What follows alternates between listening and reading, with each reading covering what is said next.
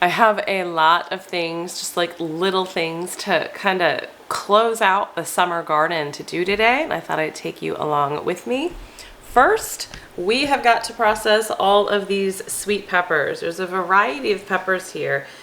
Most of these are Edgevarsky. There's only 3 varieties actually.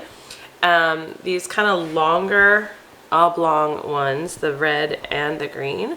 These are Edgevarsky peppers. These are seeds from Baker Creek seeds. And then I do have a handful of bell peppers. They're not huge, they didn't get very large, but a handful of those. And then these darker ones over here, these are poblano peppers. They also didn't get very large. I think that might be my biggest one. But we've got the poblano, the bell, and the Edgevarsky. So I've been kind of toying in my mind and going back and forth. What do I want to do? I'll give you all of the options before I tell you what I'm choosing so that you understand what you can do with all of your peppers. So we had our very first freeze a little less than a week ago now. And so it's early Sunday morning. And last Sunday, a week ago, my daughter and I went out to the homestead garden and we picked every single one of these peppers, as well as these hot peppers, which we're also going to process today. And every pepper we picked was green. So I want you to take another look at this.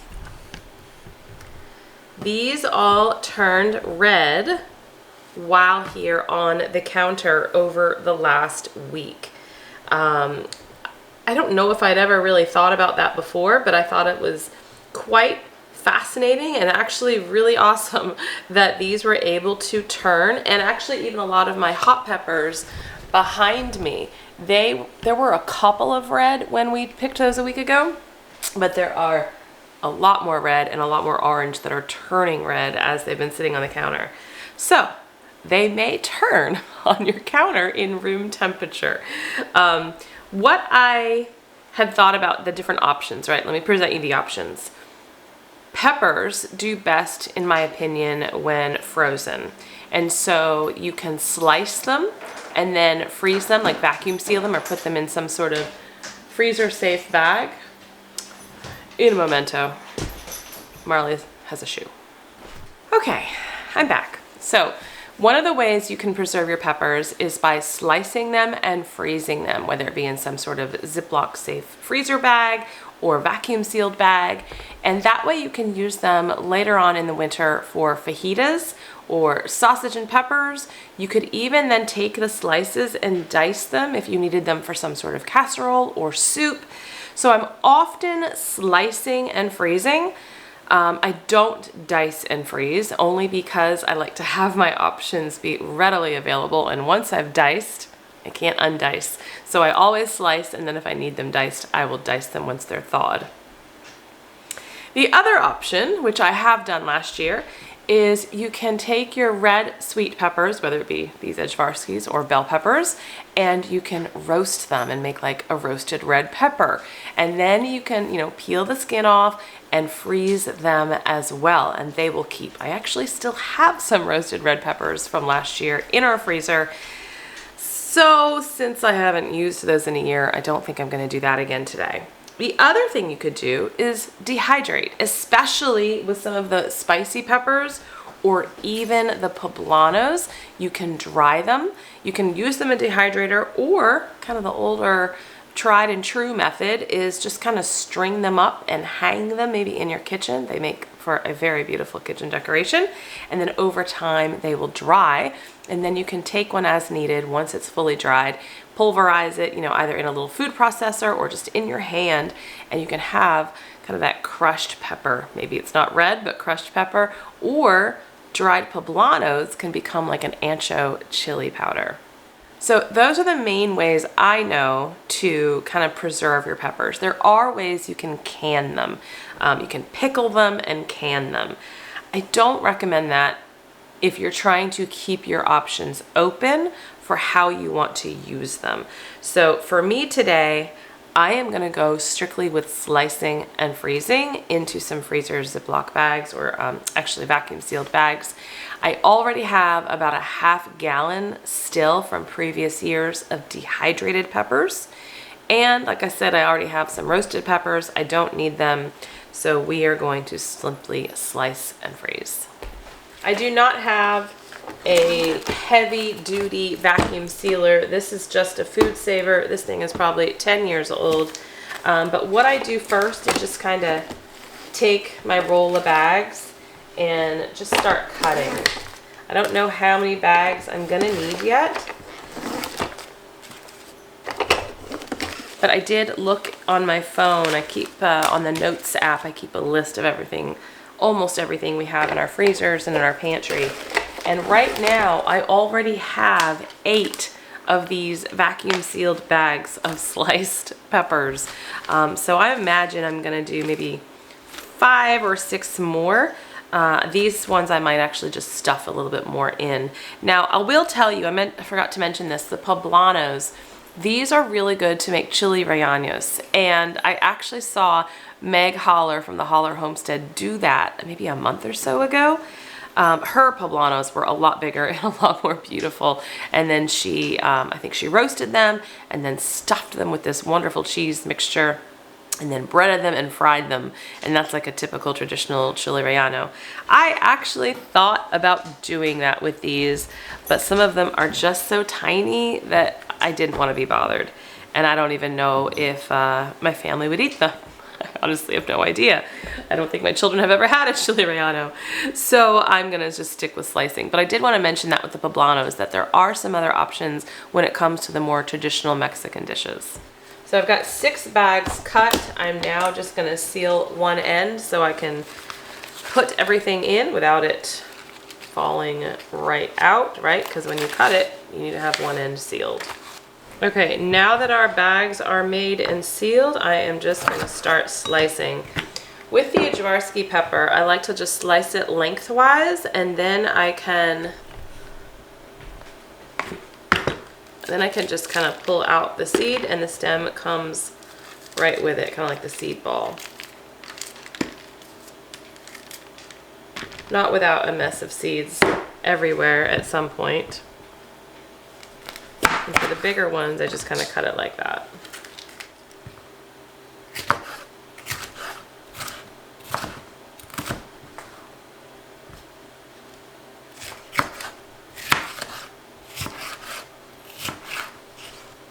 All right, all of our peppers are cut.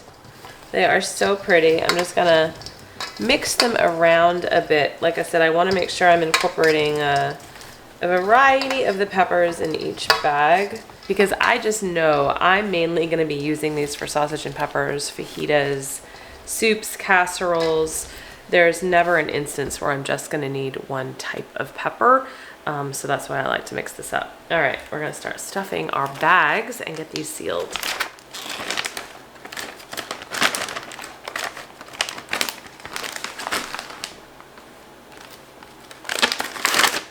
I have found through gardening and preserving over the last 4 years, I really amped up my preserving over the last few years, that having something just like frozen sliced peppers on hand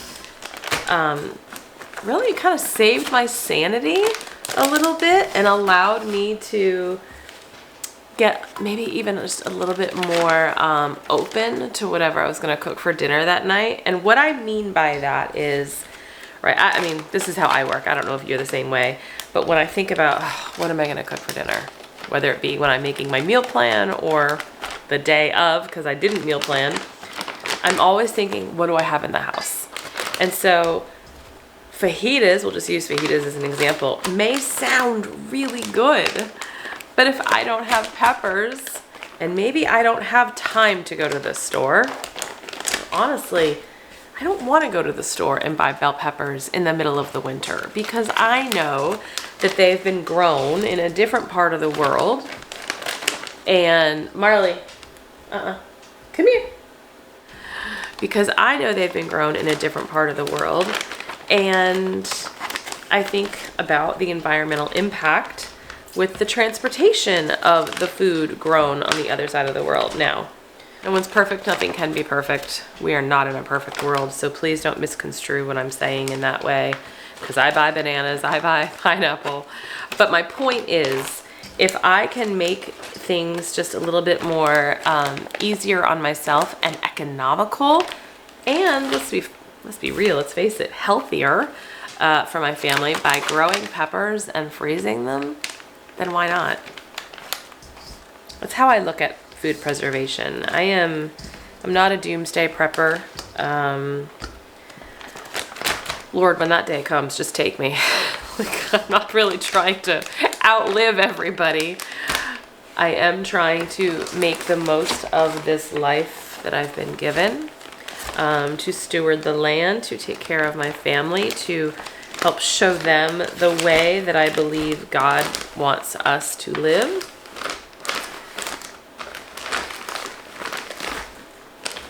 I know that was a lot. All right, all 6 bags are processed. I'm now gonna seal.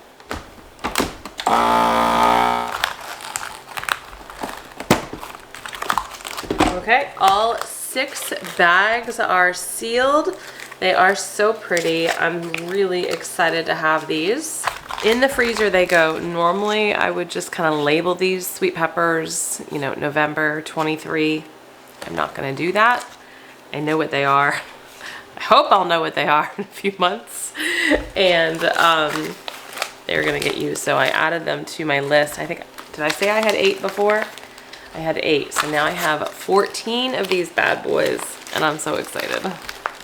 All right, next on the list, hot peppers. I'm not gonna really go through this too detailedly because I have a whole nother video on how I make our fermented hot pepper sauce. I will link that above or below, and that way you can watch the whole process. But I've got the remaining part of our hot peppers. I've got some frozen peaches, I've got garlic, and I found half of an onion in the fridge. So I'm basically gonna chop everything up, put it in my half-gallon jar, get a fermenting weight and a lid on, and let it ferment to make our hot sauce.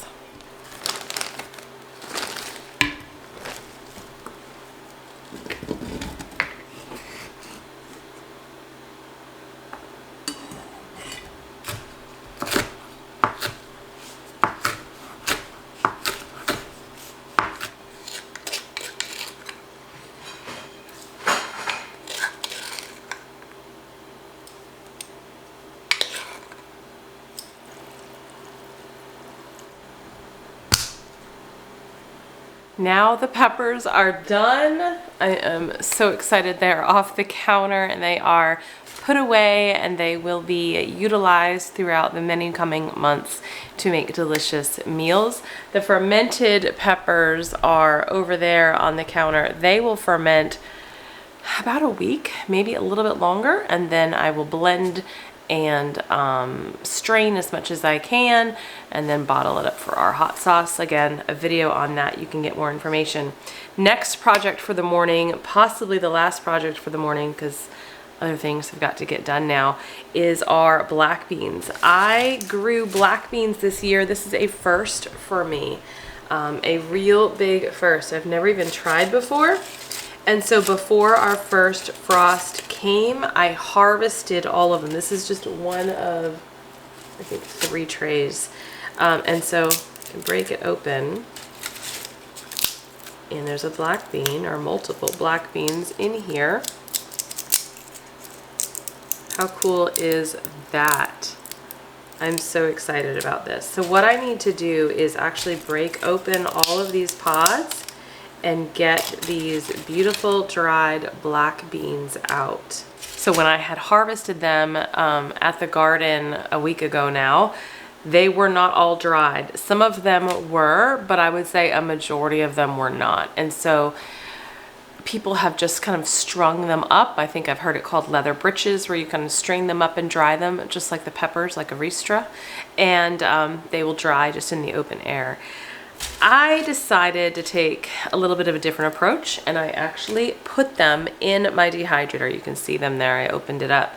And I'm so glad I did, because I really think that helped and that worked so much faster and so much more efficiently and accurately of getting them totally dried. So now we get to depod them and see how much beans we have. Now, this is our first attempt at this, so I don't expect to have more than maybe I don't know, one meal's worth, but I'm really excited to have this. And so I'm gonna sit down, get comfortable, get myself a coffee, and we'll start shelling the beans.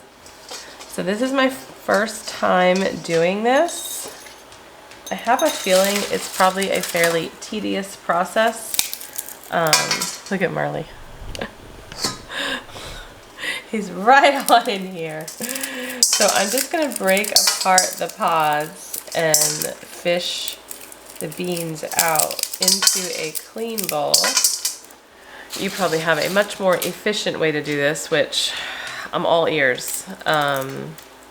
Some of these pods are really tiny. They didn't have a chance to truly develop. They're just gonna go right into compost.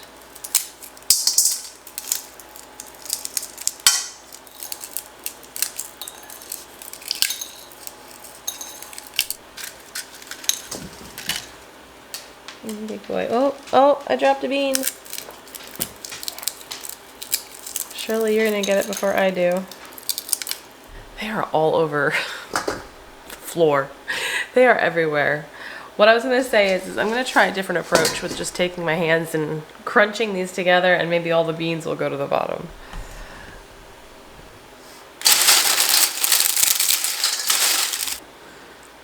Did it. Those 30 minutes of my life I will never get back. I don't even know if I got all the beans. I got all the beans I care about at this point. I'm gonna go weigh it and see. But you can see that there's some that are dark, you know, that are black, like a black bean should be. And then there's some that are like this brownish, tannish color. And I don't know if those are immature black beans or if I accidentally had a different variety of seed in the packet. I am not sure. If you are familiar and versed in growing black beans, I would love to hear the input. You know, first of all, what can you do to make this whole process more enjoyable? Because surely there's a way. I was thinking there was some sort of way that they probably sift it through, right? Sift the bean through, and I just don't have that. But this is a success. I don't think black beans are gonna go in my 2024 garden, but I am glad I tried it. Let's go weigh this and see how much we've got.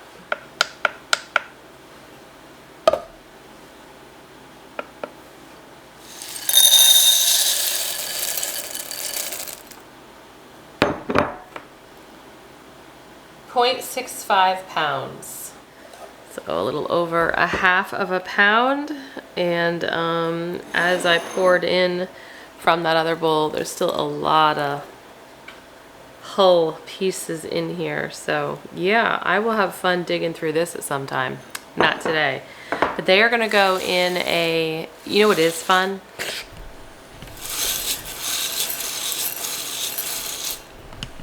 That's actually fun. That may have been worth the 30 minutes. These are gonna go in probably a quart mason jar and just put in our pantry. I will save these to cook maybe during the Every Bit Counts, no, the Three Rivers Challenge that Jessica from Three Rivers Homestead starts in January, where you cook and eat from whatever you have in your pantry, your freezers. And I'll save these for some sort of meal then, and we can ooh and awe at how delicious these are. So we've got sliced peppers in the freezer. We've got our hot peppers fermenting. We've got our half of a quart jar of black beans shelled. The summer garden is closed out. Still plenty growing in the garden for the winter and plenty to do to amend and prepare for next year. But I'm really grateful for the time now where things can slow down just a little bit, because I still need to purge. I've got to continue with the great purge, and there's still so much more to share and do. I hope you have a wonderful day. Stay healthy, stay well. Bye-bye.